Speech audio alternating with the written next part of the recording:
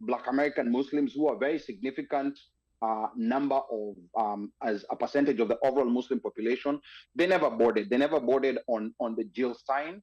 They never boarded. Maybe there might have been a few boarded, but I think a majority of them still voted for Kamala. But I think I also want to make it clear that because the perception that's being thrown out there right now is a perception like all Muslims voted for Trump. Yeah. It was a very, very small percentage. To be specific, it was 20%. I mean, 20% is not a small percentage, but if there was any difference that the Muslim vote would have made, if 100% of Muslims voted for Kamala, it may have been in Michigan only, and that still would not have won us the presidency. There's politics, but also as a human being, if all I did was just sit back and remember what this guy did in his first term, day one, as a Muslim, that's me. There's no way I'm voting for this guy. I don't care what song he sings. Okay, fine. That's me. Then I'm just saying, if I am just looking at his body of work, what he has done. Because of this overspeeding, this is clearly overspeeding, and speed kills. I think at some point it might break the Republican Party. Because remember, the people who are being laid off are both Republicans and Democrats. All these people who are being affected by remote work policies, they're both Republican and Democrat. And you know, one thing I've learned about American politics is that people are very fickle. The same people that voted for Obama are the same people that voted for Trump in the first term.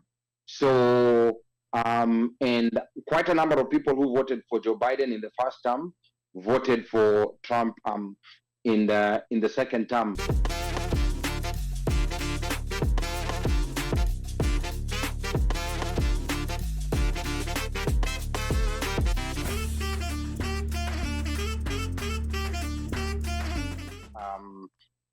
You know, like the things have been coming at such an explosive pace that you keep wondering, does this guy even sleep?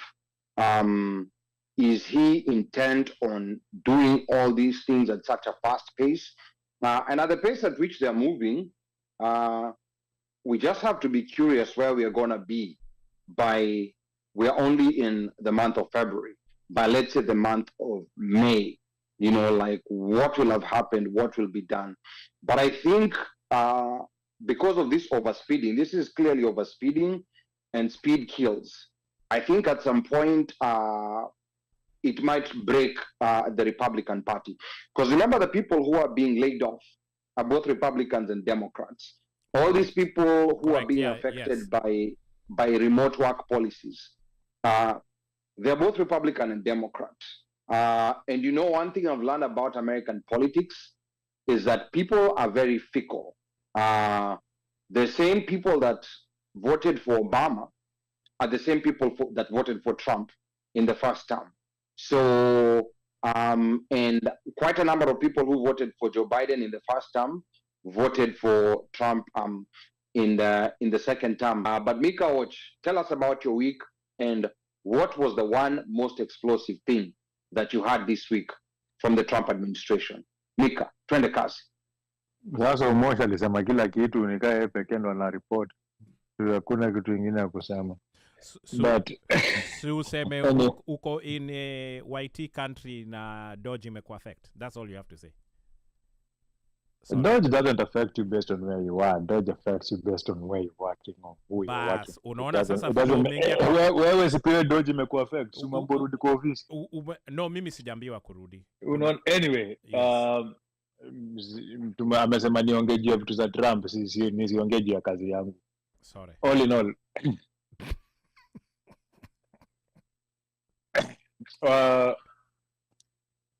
Thank you, Ali, and I want to say Happy New Year to everybody. This is the first time I'm coming back to the show this year. Nimekuwa nikifight na jet lag. Actually, bado na fight na jet lag. I think kuzeeka ni mbaya.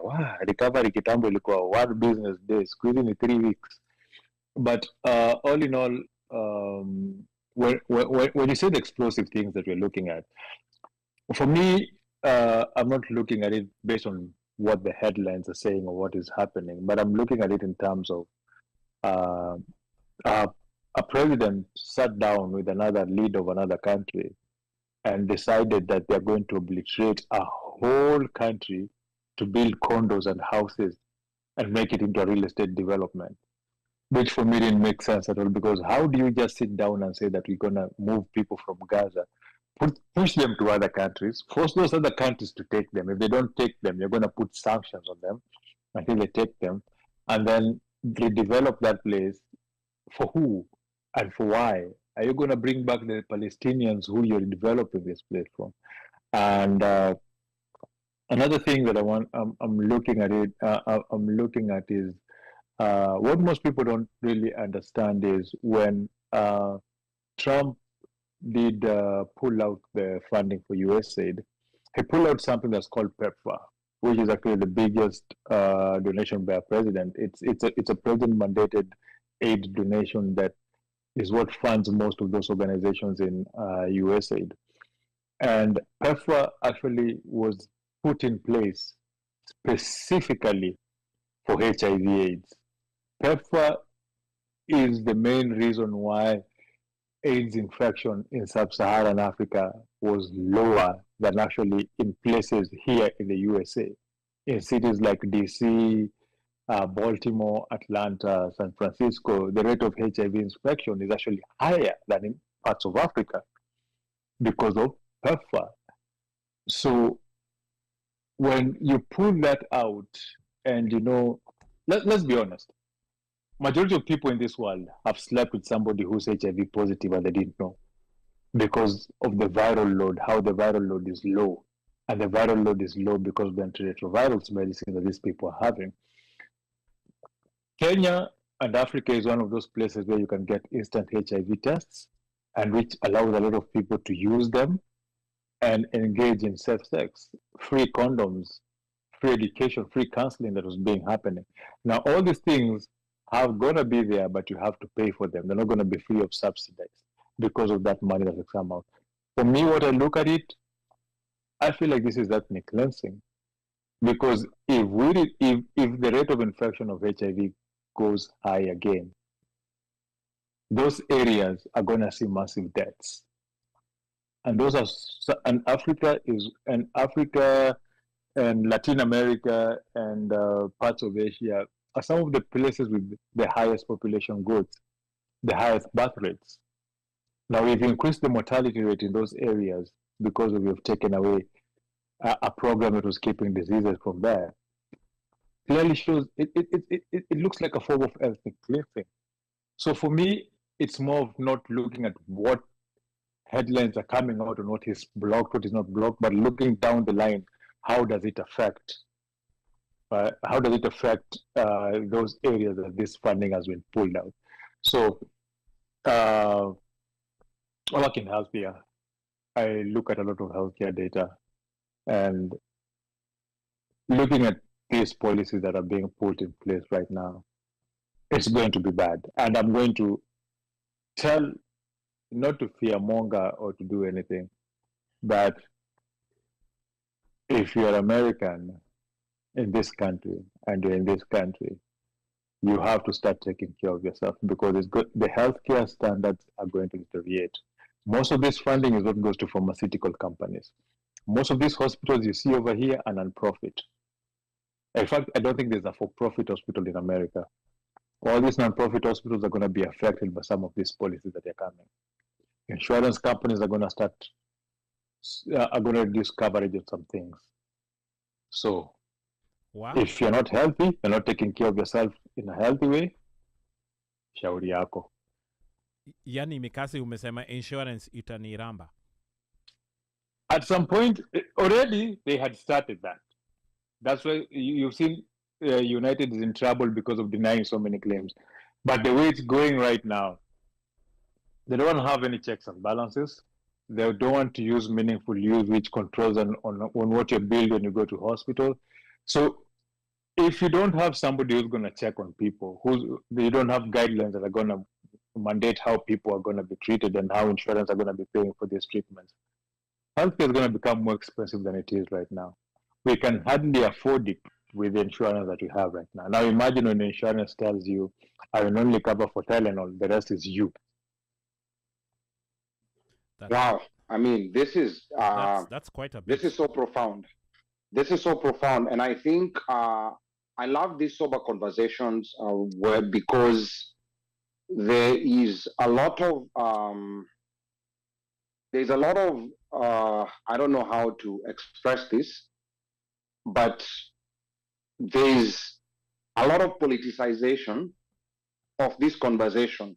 And what's very scary is what Mika has said, because I always worry about Kenya, is what he said about HIV infections in Kenya. There's a lot of people who are having these one-dimensional conversations, feel-good conversations of wacha aid itoke, hiyo pesa yote imeibiwa, imekuliwa na members of parliament na nini. But then, and we're not saying there's no corruption, but then we're also looking at the overall impact of what has been happening. We know that these programs that came from the US, like PEPFAR, for example, we know it's one of the single programs that is responsible for the reduction of HIV. I think anyone who's in anywhere from their mid-30s going up is very aware of how almost all families in Kenya, I literally don't know one family that did not lose someone to HIV. So now there are these people who are shouting at the Ministry of Health should be taking care of that, or we should prepare. And yeah, maybe that's a fair argument, but one other thing that people are not looking at is the impact that it's going to have in the immediacy. Because once these antiretroviral drugs stop being distributed, and that very scary thought that Mika has brought out, that people are actually sleeping with people who are HIV positive, but they're not getting infected because of the weakening of that viral load. And this is something that people are not quite paying attention to. The other thing is also the way things are coming so fast here in the US. There are other things that are being gutted. And I like the fact that Mika talked about we need to look at what's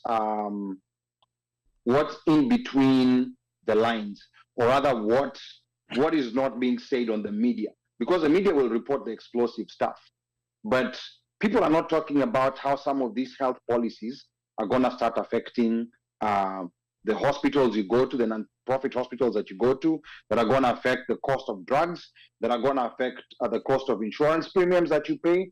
And this will affect everybody across the board, Republicans or Democrats. But before we get into more details, let's go back to studio to Mr. Mike himself. Tell us about your week and tell us what's the most explosive thing that you had this week. Mike, twende kazi. Hey, Jesus is love. Funke mwadhani huku Facebook imeleta wahala. Anyway, my fans, karibuni sana. It has been, put it this way, there's so much going on. Actually, just Super Producer has been gracious enough to share with us a summary of how many things he has done this past week. So the twice impeached convicted guy has passed in the last 15 days. This week, he has done 15 things this week. 1, proposed the US to take over Gaza. 2, planned to put thousands of USAID staff on leave, which you guys have mentioned. 3, imposed tariffs on China and pull back threats on neighbors. Mexico and Canada, we know how that went. Pressed ahead with a plan to incentivize federal workers to resign, which has been put on pause by a federal court judge. Sanctioned the International Criminal Court. I think you guys saw that. Ordered strikes against Islamic State group in Somalia. I think many people might have missed that. Withdrew United Nations from institutions. We know those ones. UNRWA, UNESCO and all that. I think you mentioned that. Yes. Sent first plane of deportees to Guantanamo. So already sent a plane of Indians to India. Or the 100. Those 100. The 100. Yes. Alafu kuna Wakenya na Wasomali walifika 254. Demanded Ukraine provide rare earth resources. Banned transgender competitors in women's sports. It released water from dams in California that is actually supposed to be saved for the farmers when summer comes. Announced task force to tackle anti-Christian bias. I didn't even know that. Intervened in a dispute in the Gulf world. Removed climate change mentions from government websites. He's doing a lot of removing of stuff. And increased access to masks. Dodge, of course,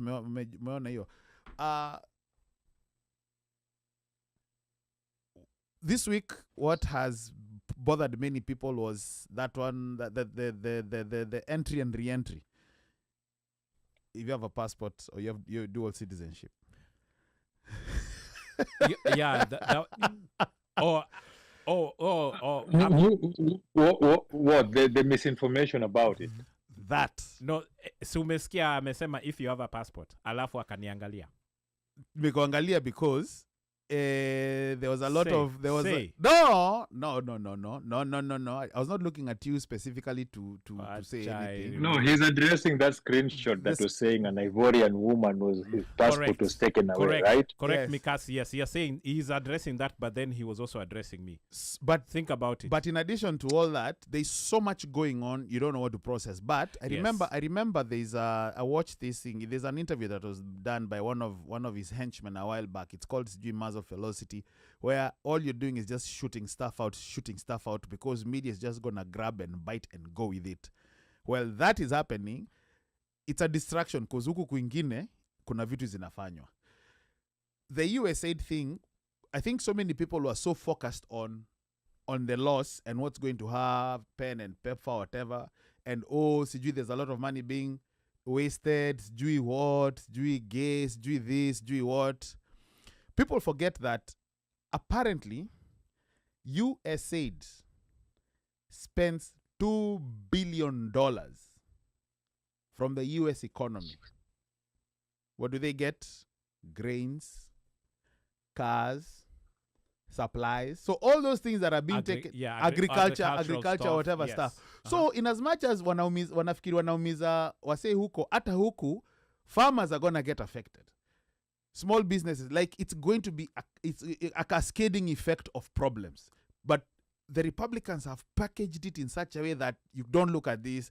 What we're doing is we're saving you billions and billions of dollars. You know the funny thing about this whole USA debacle is that they said it's a way. They were saying it's a way that they were corrupting. They were using USAID as a way to corrupt and steal money. And so far, the audit that has been done on USAID, it's been that every bit of dollar that has been used has been accounted for. The only thing they're mad with is they're mad with payments that they're not happy with. So they're saying it's corruption, like the payments to the news agencies. We are saying it's corruption, but it's not corruption because these news agencies are allowed to have donors, and different donors do that. And USAID is doing that in a way of promoting equal media opportunity because they're donating money through the side. And guess what? One of his wives and his daughter-in-law's, his wife and his daughter-in-law's charities get money from USAID. So there's money that is actually coming from this organization that's actually going to also Republicans. But because they're trying to look for a way to share, because let's be honest here, there's a certain company that's gotten $72 billion funding in 3 weeks' time since Trump won the elections. We know who's the owner of those companies, right? It's just a thing of taking from your right pocket, sewing it up, and putting it into your left pocket and looking out on the side. It's a horrendous witch hunt of trying to figure out how do we put it. You go and put sanctions to Mexico and Canada. You know all your automakers in the country have factories there because of cheap labor. But then your guy, his factories are in America. So you put sanctions so that these other cars can become more expensive, so that your guy can sell more cars and his factories can grow, and you're still funding him. Like, if it's corruption, it's what they're doing. It's what they're doing. You cannot give somebody just access to payment system, the payment system for everybody's payment. Basically, everybody's financial records are in the hand of one man. People who don't need that access to do. Why are you looking at people's payment records of Social Security? How is that government affected? Yeah, so so many things are happening, and I think from the way I see it, this is what you call death by 1,000 cuts. So you don't stab someone dramatically with a dagger, but you just slowly start paper cuts, pole, 1,000 paper cuts. It at some point will start affecting you. And I think that's what's happening when they're throwing, some big explosive news, like we're going to release the classified documents for RFK or rather for JFK and Martin Luther King. They're there secretly, dismantling other things that allow processes to work. So at this point, let me read a couple of comments. There's quite a number of comments that are coming in on YouTube. Apologies. We were having issues with Facebook today. So today we're exclusively on YouTube. And Washeke here said Africa needs to stop its dependence of foreign aid, but it needs to be a systemic and multi approach, winning off, not abrupt withdrawal. And then Pan-African Nation Karibu Sana, he says the amount of money flowing around in Kenya is stupendous. So many social impact funding organizations. Anyone who knows how to look for funding can get it. That's why I say Kenya is the capital of aid in Africa. And Pan-African, maybe just keep telling us some more.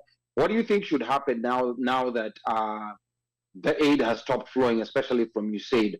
And I can see also Waremu is in the building, Karibu Sana. And then I can also see Apa, I believe this is Hani Galnjeri. I believe this is Tabitha. She says, which companies are those? Some examples. And then Angie here is saying a large number of expenses are very dodgy. And then Pan-Africa is saying there's a lot of social impact funding that funding does in Kenya that people don't know. E.g., USAID and European agencies fund trademark East Africa. They unlock trade, e.g., funding Mombasa port efficiency. And then Wairimo is telling UNO Kali water issue is so distorted by these people. It's not even funny. It's been raining heavily for the last few days. Why open up dams? I can see Resilient is also in the building, and Resilient says $50 million to Gaza for condoms. Have you stopped to ask yourself why Democrats are up in arms? Because their corruption has been uncovered. This is just a scratch on the surface. But now, that been debunked? Resilient, please give us proof. Yes. That there were $50 million in condoms that were sent to Gaza. Please give us proof. We're not saying you're right or wrong, but please share with us your proof. He's actually Resilient is wrong. Yeah. No, but let him share with us his proof of where he had this or where he got this, and we'll analyze that. And then here, Tabitha is saying people are saying that Kenya should pull up its socks and do this without USAID funding, but they forget that we don't have good governance structure, systems, and funding. We might be vulnerable after this. And Pablo is saying, I appropriate Mika's perspectives, looking at news beyond the screaming headlines. And I think that's something that we'll start paying attention to, where we will start looking at this beyond the screaming headlines. There was a question here I deliberately skipped from Warimo. I want us to talk about this a bit. Warimo is asking, Ali, very curious, wanasemaje msikitini kuhusu Gaza? Yeah, so Wow, This has been that is so loaded. Yeah, it's like you almost need a shovel. Yeah, you need a Yeah, I think Ali has been expecting this question since the day this guy said. The moment alijua hiyo story ya Gaza, I think Ali alijua tu hii ni swali najua litaulizwa kila mahali nitaenda. Na itakuja yeah. So and it's a fair question. You know, like it's a very fair question because since the October 7th attacks and the attacks that came from Israel to Gaza, there has been, you know, like a rift between Muslims and the Democratic Party because of the genocide that the Biden government allowed to happen in Gaza. I think I want to give a little bit of background, you know, for people to understand where Muslims have been and our journey through the Democratic Party. So before September 11th, you know, like I wasn't in the United States by then. I think in this group, maybe only Omosh was here. Maybe Mike had already come here. But I think 9/11 is when Muslims shifted. Muslims had mostly been part of the Republican, had mostly been part of the Republican Party. But the shift came, you know, like after 9/11, when the Republicans just started bombing Muslim countries and the Democrats came in defense to them. So there was a sudden shift from the Republican Party to the Democrats, because Muslims had stuck with the Republican Party before that because of the family value issues, issues to do with LGBTQ and such things. But that's a point when Muslims shifted, when they decided the issue of our people being killed is much heavier than staying in the Republican Party because they oppose LGBTQ and the likes. And Muslims have predominantly remained in the Republican Party. However, there were still holdouts within the Muslim community. And let me say specifically within mostly Arab communities that stayed with the Republicans. Then came October 7th, when there were attacks and the attacks that followed in Gaza from Israel. And there was a sudden shift when it was seen as the Joe Biden's government was complicit with Israelis in letting the bombing continue and the killings happened. So there was a mixture of feelings. So Muslims became united in saying that we are not going to vote for Joe Biden. And I will say that I was among that group, you know, after a very long contemplation. I wasn't going to vote for Joe Biden. And let's also be clear, there was a lot of people, even outside the Muslim community, within the Democratic Party, who were fed up with Joe Biden for a number of reasons. So that happened. And then came the moment when Biden said that he will no longer run for president, and Kamala Harris became the candidate. So there was a new opening. And at that particular moment, I think there was a lot of goodwill in the community, despite her deputizing Joe Biden. There was a lot of goodwill, and they were like, this is a new person. Let's hear what she's going to say. And then because at that point, the direction was, let's vote for a third party as a protest to the Democrats. And people were trending towards voting for Jill Stein, who was running with the Green Party. So that's where a lot of people were being directed towards, and a lot of people were on board. But when Kamala came on board, there was an opening, and people are like, okay, let's wait and listen to what she has to say. Then Kamala's campaign made a decision to shut out pro-Palestine voices at the convention, in the campaign, and everywhere. They were completely shut out. So I think that shutting out, it started bringing some confusion in the community, because there were people who are saying, okay, Joe Biden is no longer in the polls, so let's vote for Kamala.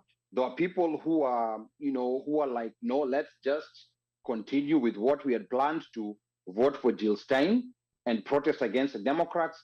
And then Fitina ikaingia, came a group of people. And this group of people, by the way, I came to learn that most of them, these ones who said now, let's vote for Trump, these are people who had secretly, because from back in 9/11, there were some people, there were some Muslims who held out and remained Republican.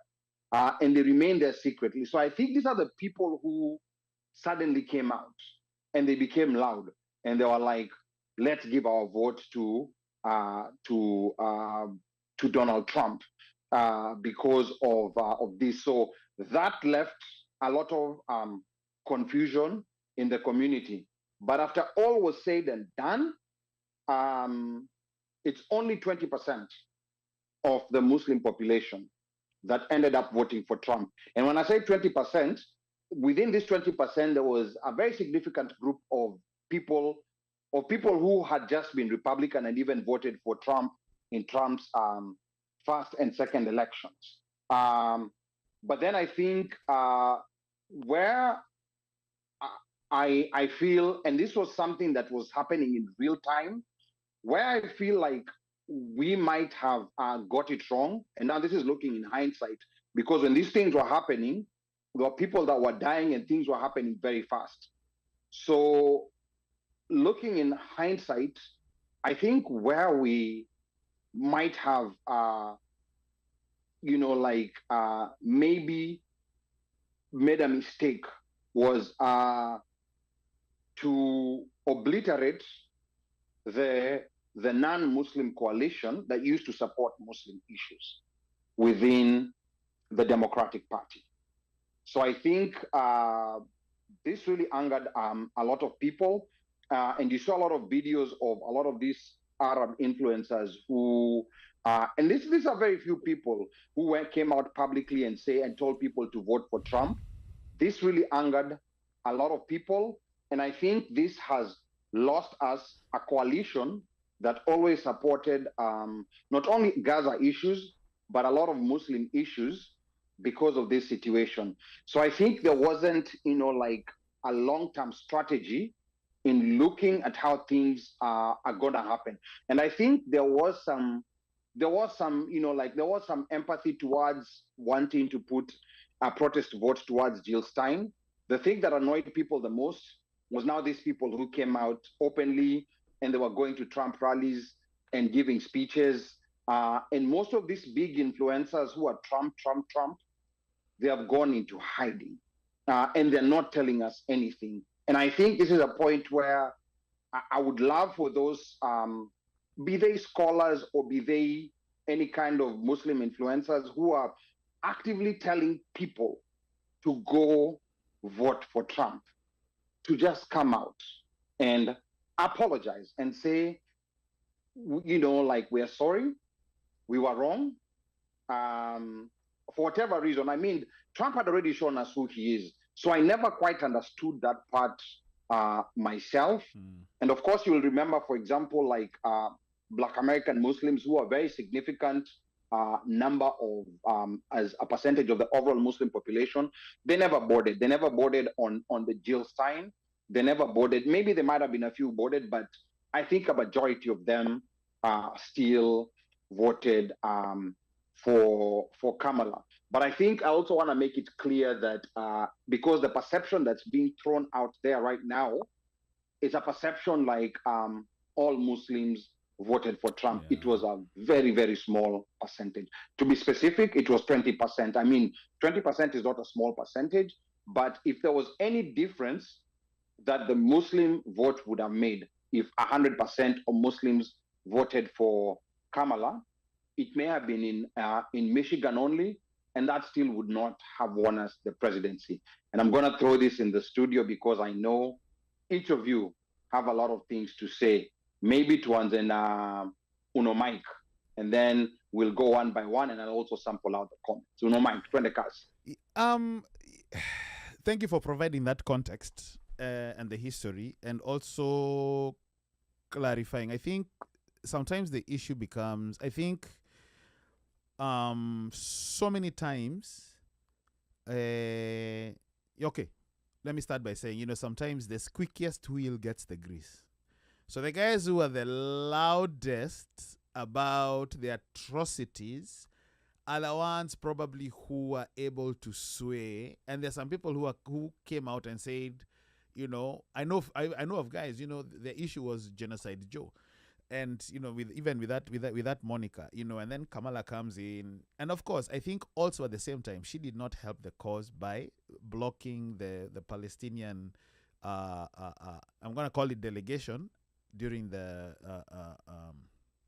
DNC, but it's one of those situations that, without using so much word salad, it's like you really have to not use a hammer, but you have to scalpel this thing and to get it. Unfortunately, with everything that is going on and the way things are, it's always like you guys, because guess what? Latinos are facing the same thing. Because there are some guys who are very vocal, some Venezuelans, Cubans, some Latinos over there, they'll be voting for Trump, and then next thing you know, TPS is on the chopping block. And some of those guys had been here, even the protections for the Cubans, Hondurans, I think, and Venezuelans, all those are on the chopping block. And now they're coming out to realize that, it is hard sometimes to comprehend when a guy tells you, this guy, even in his first term, this is what he did. He's capable of doing it. He said he was going to do a Muslim ban. Be careful. Yes, I understand. Okay, I cannot say that I understand. But at least there's a level of negotiation. You can have a negotiating room and you can have a tussle and tell Kamala, listen, maze hapa ukicheza hapa hatutakosana. But Donald Trump this guy is not that. Say ideally is either you know who he reminds me of? King Joffrey. For those guys who watched Game of Thrones, it is his way or the highway. If you disagree with him, unachujwa, you're thrown to the wolves.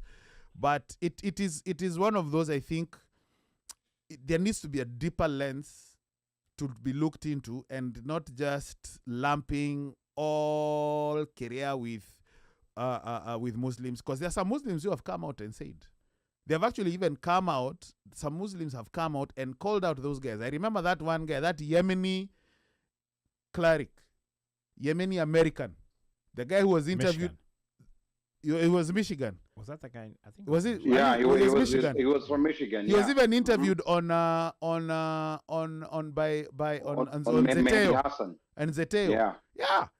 And the guy literally said they even had a meeting with Korea. He's gonna be, And Ahmed is like, this is the same guy who, when you guys were being bombed, he was not saying anything. So, but I think there needs to be a different perspective where, instead of lumping, it's good to drill down. And again, those guys who were in support of, because you really cannot go out and identify everyone that voted for Trump. What you can do is you can probably just know the guys who are vocal about him on social media now and be, what do you have to say now? Because we have our brother over here. He came out and said after a long time, he struggled. He struggled with this thing. He had malaria.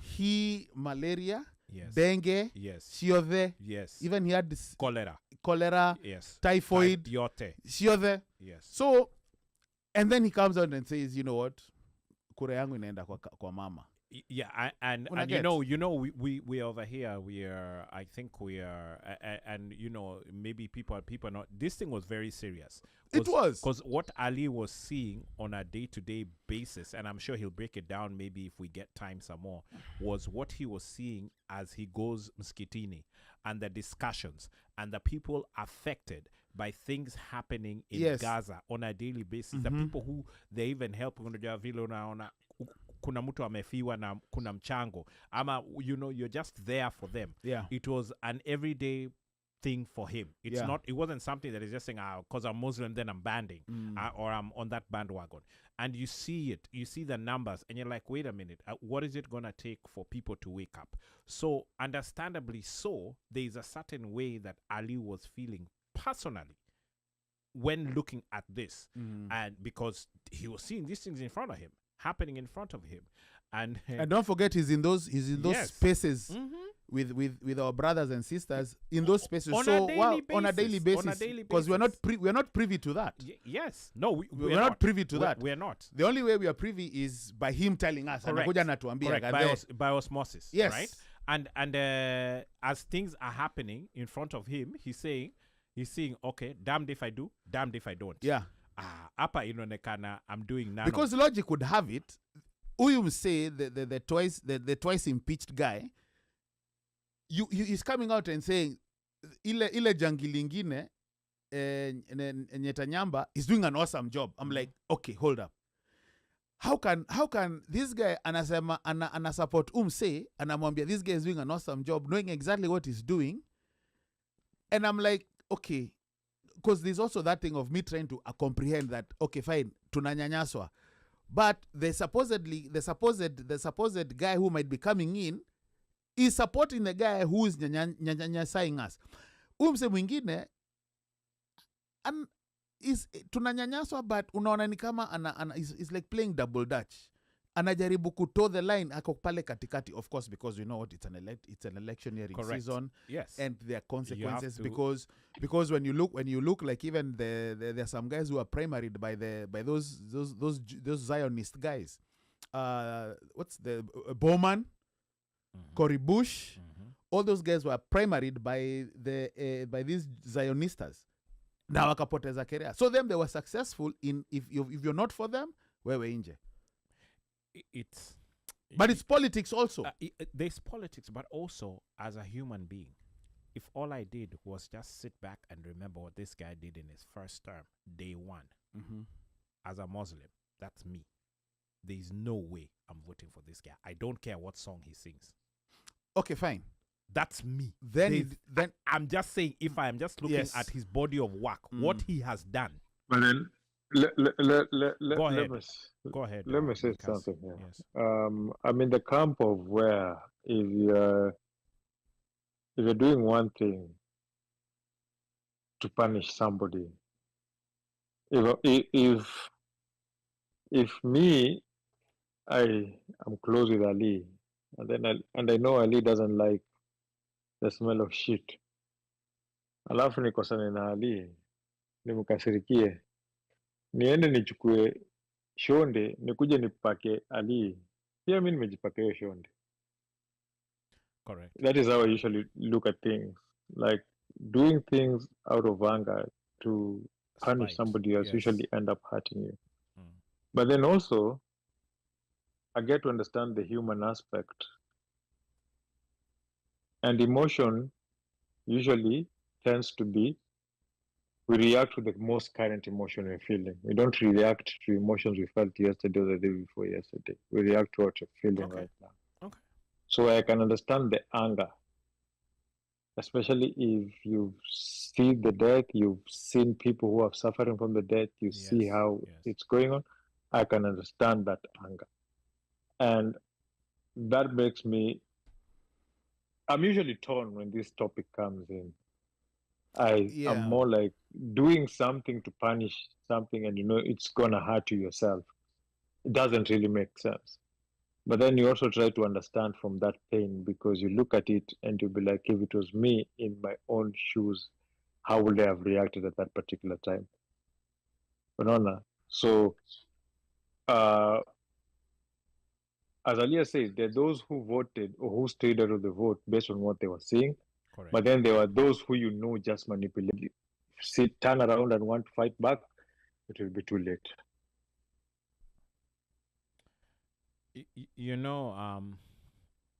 Mika, that part about being torn, for me, I feel what you're saying.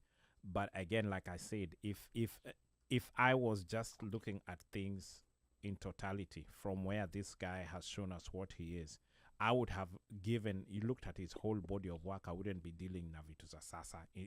Yes, I will do the vitu za sasa, yes, but him already ashaonyesha kadi yake, yani he already showed his cards, according to me. So there's nothing he can do for me. That's why I was saying what I was saying. But I get what you're saying about the the things that you're dealing with the now, and what you're seeing, and how that affects your emotions moving forward past that point.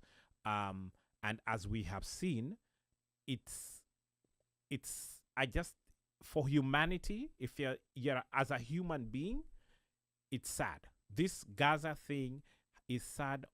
I mean, Yasser Arafat,